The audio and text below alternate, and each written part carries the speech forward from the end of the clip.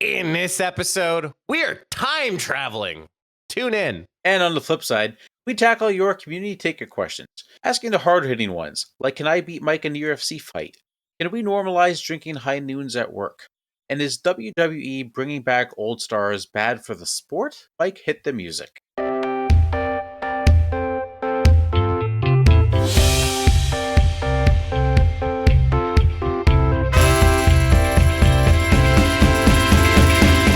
Hello, everyone. Welcome back to another episode of Funny Business Podcast. July is coming on.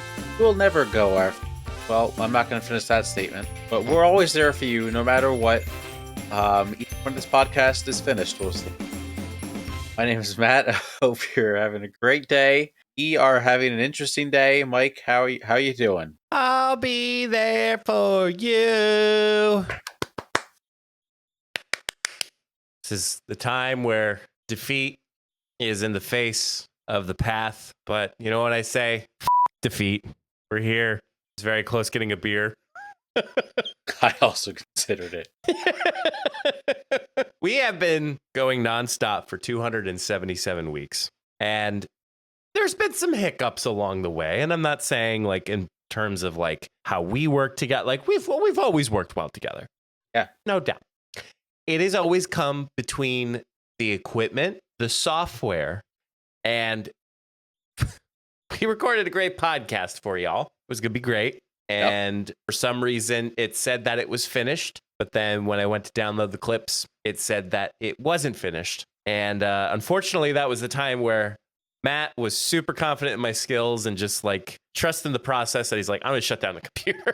I did. I logged off Zencaster, and I normally never shut my computer all the way down afterwards. I usually am on it for a little bit or kind of just on my phone because I know this happens. That's, sometimes I got to log back in. Today, I just shut it down immediately. And as I closed my laptop, Mike texted me, your audio hasn't. Yep. I tried to go back on, couldn't get it to upload. So this is how dedicated we are to you. That episode is lost forever. And if we ever recover it, have a backup, we can take a week off and just publish that one. No one will know. No one will. Well, maybe. Who knows? Well, yeah, it's pretty vague. Maybe.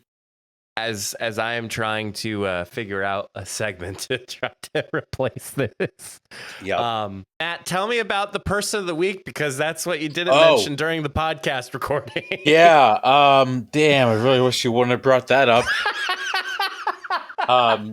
Today's person of the week is still Bryce Harper. I think he hit some home runs this week. I didn't have time before the first recording change it. Today was a weird day. I was really like nauseous all day long. Oh, sorry. And yeah, it was very strange. So on the way home, I quite literally couldn't keep my eyes open. So I got home at like 4, along with some other things I was dealing with that hopefully, good news coming in. And I came home and just laid down for like half hour. I actually fell asleep. I woke up at 5:20 without an alarm. So credit to me for waking up on time for recording. Unfortunately, my audio did not wake up in time. Well, hey, we're here. Yeah. Speaking of coming. God. All right. All right. I have an idea. Yeah, what do you got for us? I have an idea. Okay. Matt, have you ever played the Oregon Trail before? Did we do? We no, did not. I don't think so. No, I've never played Oregon Trail. So Oregon Trail or Oregon Trail, depending on how you pronounce it, was a very classic game that basically was it's an educational game that simulates the hardships of the Oregon Trail, teaching players about history, geography, and decision making. If you've ever heard of dysentery before, died of dysentery, that's where it comes from, is from the Oregon Trail. So we aren't going to play Oregon Trail. We're going to play a time travel trail, the quest through history. I'm your leader, Mike Gambita. Oh, gosh. All right. Here's the supplies. Are you ready? Oh, I get supplies. Nice. Okay. Yes, you get supplies. You get 1 fully charged phone. Okay. 3 granola bars, 1 Sharpie. Okay. 1 copy of Mailed It, which is a book about email marketing. Okay. And then infinite curiosity. All right. I like that. Okay. So what is going to happen is we are going to be at multiple stops and there is going to be a choice, A, B, or C. And we are going to time travel, and we're going to see how far we get. Okay? Yeah, seems easy enough. All right, let's rock it. All right, our first stop. Let's travel all the way back to ancient Egypt in 1323 BC. The air is dry, the Nile glistens in the distance. You arrive just as King Tut's entourage prepares for ceremony. A royal guard spots you. A strange tunic and glowing rectangle in your hand is cause for alarm. What do you do? A. Barter with your Apple Watch as a, quote, sacred sundial. B. Attempt to leave before they mummify you. Or C. Offer to improve irrigation with knowledge from the future. I will go knowledge from the future. Future! Okay. I didn't think I had an Apple Watch. That was in your packing supplies. Oh, got it. It was. You find it when it happens. So. Got it. Okay. So you clear your throat and confidently proclaim you are an irrigation architect from the Sun Realm. Confused but intrigued, the priests lead you to the Nile's edge where workers are digging canals. You draw a basic water funnel system in the sand. It's rudimentary, but compared to what they're doing, it's genius. A scribe whispers, "The gods have sent us a water prophet." We succeeded. We are awarded a linen robe of honor. King Tut actually gives us a lapis lazuli ring. We gain +1 reputation with future engineers. We do have a minor risk of that we are strongly encouraged to stay and become a public official, and we politely fake a sunstroke and sneak back to the time portal. Okay. So we survived ancient Egypt. Supplies remaining. We have 2 granola bars, 1 Sharpie, 1 book. We've gained a lapis lazuli ring, and our historical reputation is from a 5 to a 15 out of 100. Okay. I think I like that. All right. On to the next place. Yeah. We're going to the Renaissance in Florence. Oh. 1492 AD. The scent of oil paints and fresh bread fills the air. You land in a cobblestone alley where a man in a cape sketches furiously. It's Leonardo da Vinci. He sees your Sharpie and gasps. What do you do? A. Trade your ballpoint pen for a map of the stars. B. Run before he decides you're a witch. Or C. Convince him to co-design a parachute using your windbreaker. The bad time to witch, I would think. Yeah, this is tough. I don't want to be a witch, but I also could. The map of his stars would be kind of awesome. Could sell that for a lot of Bitcoin coming up later in the future. So I'm going to trade my ballpoint pen for the map of the stars. Final answer. All right. Your approach, Da Vinci, with a reverence of someone meeting a genius and the boldness of someone who once corrected a restaurant bill using mental math. You present the ballpoint pen. He clicks it. Click, click. Gasps. This writes? Oh, actually, this writes? Wait, no, that's Australian. Oh, that's Crikey. Crikey, mate. This writes. I still in Australia. Let's speak normal. This writes without dripping, he exclaims. Is this alchemy? No, it's destiny. All right. In return, he gives you a hand-drawn celestial star map with notes scribbled in minor writing. One corner is labeled Porta Temporalis, Latin for time door. Success! You have a star map rumored to point to a hidden time rift. Leonardo calls you Il Scribitor Eterno, which is the eternal scribe. And you gain +1 favor with future astronomers and secret societies. The minor risk is that a rival artist saw the pen trade and believes you're a fraud. A smear campaign begins in 1493. That's action-packed. Yeah. So we survived. We have 2 granola bars, 1 Sharpie, 1 book. We now have the ring and Da Vinci star map. And we go from a 15 to 27 in historical reputation. Okay. Building our way up. Yep. All right. We are in the American Wild West in 1875. Oh. The dust kicks up as you land outside a rickety saloon. A poker game is underway inside. You accidentally bump into Deputy Cade 6 Shots Rucker, and he ain't pleased. You look like trouble. Duel. High noon, he growls. What do you do? Use your phone to play a spooky sound and fake being a ghost. B. Outdraw the gunslinger with a Nerf blaster. Or C. Offer to produce a music show. Giddy up and give back a fundraiser for horses. The last one's tempting. Nerf gun might not help us survive. Mm-mm. No. And the phone might be freaked out by the phone. I don't want to scare him. If he thinks we're a ghost, he might still shoot us. Yep. So we're going to go with the video. All right, we're going for Giddy Up and Give Back, a fundraiser for horses. Yep. You step into the dusty main road, tip your imaginary hat, and say, "Now hold on, Deputy Rooker. What if instead of violence, we raise funds for horses in need?" The saloon crowd murmurs. "You want to help horses?" someone asks, eyes misty. "Yes," you say, pulling out your Sharpie and a scrap of paper. "We'll get Slim on banjo, Betty on washboard, and serve chili from both ends of the railroad line." The deputy pauses. "That might be the most... where is my accent going? That might be the most noble thing I've heard since Ma saved a calf from a thunderstorm." Apparently, it was a success. Oh, sure. Yeah. I could have seen that coming. So we earn respect from the entire town. Deputy Rucker calls off the duel and becomes your roadie. A commemorative horseshoe is nailed to the saloon wall in your honor, and he gained +2 charisma with frontier societies. The minor risk, though, is that Slim, the banjo player, follows you through the time portal. He's now in your party. Oh, well, get an extra friend. Yep. The supplies we have remaining is 1 granola bar. You gave one to a starving horse, a Sharpie, and a book.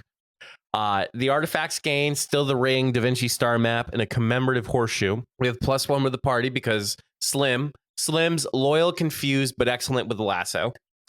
And then our historical reputation goes from a 27 to a 41. Nice. We're jumping up. All right, Matt, we're going beyond today. We're in future Earth in 3025. I like it. You and Slim step into a glowing sidewalk in Neo York. Not New York, Neo York. Towering AI billboards scan your DNA while hover cars hum overhead. A hologram appears. Identity unknown. State, purpose, or be deatomized. What do you do? Upload your podcast episodes to prove cultural value. Yeah. Well, if it actually worked. Yes, it's true. B, hack the mainframe using Da Vinci star map. Or C, show your snickerdoodle recipe and claim it contains encrypted wisdom. I don't like snickerdoodle, and podcast is tempting. There are people still listening to podcasts, and It's probably embedded in people's brains by now. Probably. You know what? Let's get crazy. Let's hack the system with the star map. We're hacking the mainframe, baby. Yep. Getting in there. All right. You calmly unroll Da Vinci's celestial star map, tilted toward the blinding neon skyline, and notice constellations aligning with the AI security network nodes blinking above. You mutter, "Da Vinci, you magnificent code scribbling lunatic." You hand the map to Slim. "Hold this steady." He does. You trace a mirrored line with your Sharpie, matching it to the pattern of the blinking lights. AI voice says, "Star grid recognized. Code 2 Il Scribidor Eterno. Access granted." All at once, the holograms bow. A door opens. A future librarian android offers you a glowing tablet. Success! We got a tablet. Yep. We unlock a temporal anchor chip, allowing us to pick your return destination and time. We gain a VIP access to the 3025 timeline preservation archives. And Slim gets a chrome-plated cowboy hat, which is apparently his dream. That's awesome. The minor risk, though, is that one rogue AI names you the one who alters threads and marks you as a temporal wildcard. You may be watched in future loops. I'm not. That doesn't concern me. So it says you conquered the year 3025. We still have a granola bar, a stubby Sharpie, and one book. We have the ring, Da Vinci star map still, the commemorative horseshoe, and the temporal anchor chip. Slim is still with us, and we jump from a 41 to a 64 reputation. Getting close to 100. All right, the final return choice. Time portal collapsing. The time tether begins to pulse. You must act fast. How do you return to 2025? Do you A, use the ancient Egypt portal, still stable but slow? B, ride Slim and web browser, quote, which is your horse, through a crack in the timeline? Or C, you activate the temporal anchor chip and choose an exact time and date? We're going to go with the anchor chip. Time for the anchor. Raise the anchor. Yep. We're going through. Yep. You grip the glowing temporal anchor chip, now embedded in your hand like a sci-fi Fitbit. The air around you wraps slightly and holographic interface appears. Select exact time and date of re-entry. You dial it in. Destination, Monday, 8:59 p.m., just before your staff meeting. You're going to your place of work, which literally gave me the address of where I work. Not saying that out loud. The objective is to arrive 1 minute early, looking extremely calm despite just surviving 4 millennia of temporal chaos. You glance at Slim. Ready? He tips his crone hat. I was born confused, partner. Let's ride. And a big flash happens. It says, welcome back to 2025. You materialize in your office. The coffee machine is brewing. Your meeting hasn't started. In your pocket, you have an Egyptian lapis lazuli ring, Da Vinci's original star map, a horseshoe of honor from the Wild West, a temporal anchor chip now embedded in your palm, a slightly wrinkled copy of Mailed It with Leonardo's signature in the inside cover, and Slim appears next to the filing cabinet and immediately begins playing the office ukulele. Nice. Mission complete. You've successfully navigated the time travel trail, brought back artifacts, formed strange alliances, avoided death multiple times, and made it back with the perfect calendar timing. The final report. We have a historical reputation of 6-4. Slim, still part of our party. We have the ring, the star map, the horseshoe, and a chip. We brought back a granola bar, a very dry Sharpie, and a signed book. And we have always a time traveler. Always be time traveling. That's a hell of a movie right there. I know. We could call it out. Yeah. Call it Slim's Gym. Slim's Gym. That was. Oh, man. That was. Oh, God help me. That was not what I intended it to be. Boy. Yep. There's no coming back from that one. Nope. But that does sound like a movie I would watch. If we starred in it. Yeah. It's Let's like, what's that? The book that they try to find the meaning of life. Oh, I was going to say the Jumanji. Yeah, actually, it is kind of like. What's the Zathora? Is that the other one? I don't remember. Zathura? Something like that. Would you want to time travel? I think it'd be fun. Yeah, but what if you get stuck? Listen, if the Avengers could get all the Infinity Stones back, I can come back from time traveling. You know, it's a crazy thought. What if we're time traveling right now? Just don't know it. And like 30 years from now, it's just a loop. We just keep living the same loop. Like something happens 30 years from now where we do try to time travel in the past and we get stuck here. Interesting observation. Yeah, I'm not even drunk. Fired on all cylinders. Yep, all cylinders for podcast number 2. Yep. We are going to slide on in. Second half of the show. We have some ticket questions for all today. And starts with one or two. I think we have gotten it before. This first one we definitely have. When is the golf episode? I think we tested it out from the bachelor party. How do you think that went? What do you mean? On a scale of 1 to 10, how would that video have gone? It would have started out swimmingly, and then it would have just tanked because we were so hot and so exhausted. It's so bad. We got to part 3, and we said, let's just videotape each other just in case. Just in case something happens. Just in case. It could not have been worse tee shots. And it was like 90 yards straight downhill. It should have been the easiest thing in the world. It was bad. It was horrible. But maybe one day, who knows? And then I think we've done this one before, but maybe a different variation. Who would win a UFC fight? Its question says, the two and I are in a UFC fight. I don't think we've answered this before on the pod. I think I would kick your ass. Really? Yeah. Could you even kick? Yeah, I'm pretty good at like wrestling. Oh. What's your You realize who has the belt in this relationship, right? How to keep your pants up. Yep. A belt. Belt. Wrestling belt. Yeah. This is UFC. I know. Okay. I'll just spinning back fist. You're just gonna start. You're not even gonna stop. You'll just keep spinning until you make contact. Right, like this. Could you imagine? People pay big money for us, and we just start sissy slapping each other. Have you ever seen Power Slap? Yes, dude. Holy shit! That's crazy. I don't think you could pay me to do that. There was the one that like the guy slapped him, and he slapped him so hard that he hit his head on like let's just say the holding table, and then he fell backwards. Yeah, it's absolutely bananas. Speaking of bananas, which do you prefer, the Savannah Bananas or Harlem Globetrotters? Now that we have seen the Bananas. Globetrotters all the way. Bananas was really entertaining. So was the Globetrotters. They are. The Bananas games also aren't scripted. Well, the outcome of the game is not always determined. I will say basketball was a little faster. Yeah, I said this before. The game of the Bananas was the least entertaining. time. But it's the same with the Globetrotters. Well, I mean, the buckets, the dunks, and the shots, like that's part of the game. Yeah, but it's all remote controlled.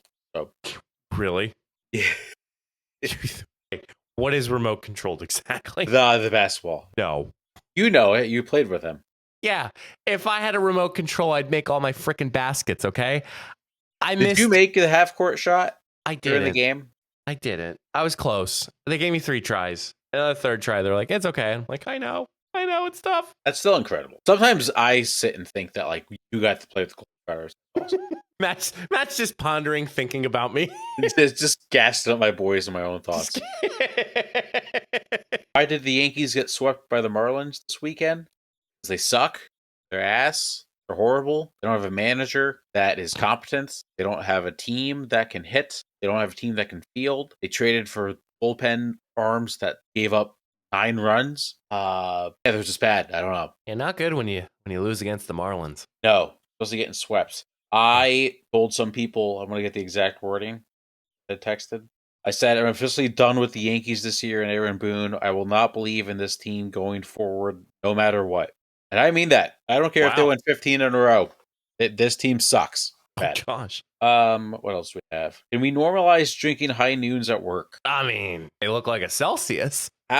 That's one mix-up that you just can't have. I looked this up when it all happened, and both High Noon and Celsius are under different owners and different product manufacturing places. Yep. So to get that boggles my mind for that. It does, and it's a hell of a surprise. Like, Yeah. could you imagine being at the gym 6 a.m. thinking you're drinking a Celsius, about to get a good like pre-workout in, and it's just straight alcohol? Just ripping a shot. Yeah, it's crazy. Now, on the other hand, it would be funny if people are drinking high noons, they would actually be Celsius, and then they think they're drunk, but they act drunk and they're not. That's always like, when I walk you back. What? You want me to walk that back? Repeat that? No, I understood that, but it was just like, that's just an HR meeting waiting to happen. Yeah, because it's like the high schoolers when they have like one beer and then they act like they're like blackout. High schoolers. And wow. But well, that's a thing. Like people when they drink for the first time, you're like, "Oh, I hammered." Like you had one beer, you're fine. Yeah, I was completely torched when I was 21. I was as well. I was a little sauced on my 20. You were very sauced. Very sauced. Some of these are just statements. So I also, people can just give their takes they want to say on the show. It's illegal. That's already August. Yeah. These months went by so fast. Insanely fast. Easter feels like it was yesterday. It was crazy. Yeah. Summer's basically over. Football is basically back. School is basically back. Have you seen, there's conspiracy theories on TikTok now that I try to avoid. Hilarious one that they messed with time during COVID. That's why they made us all quarantined for like 4 months so they could hide all this shit and yeah, they altered time. I don't. Ugh. It's so dumb. And then people are interacting with comments of like, this could be true. It's like, no, it's not. No, it's not. Nope, that's not how that works. No, it's not. Can't time travel either. And then to go along with that, what's been your go-to summer drink? Well, it's been an IPA, but that's your go-to drink. It's always my go-to drink. I would say a garage beer. Yeah, good one. Other than vacation, I haven't had many like cocktails, rum and cokes, but always good rum and coke. I think we have one more, and this is more of a statement, but a discussion. WWE bringing back old legends is bad for the sport and doesn't grow new characters. Saw Brock Lesnar return during SummerSlam. I believe was that what that is? That is correct. The wrestling expert on the show. I do agree. Like I'm not a huge wrestling person, but I usually know the big names, and all the big names that I know of are like Tyrers. They keep bringing back, but that's fair to a point. But my counterpoint, the videos of them coming back and playing music are electric. They're awesome.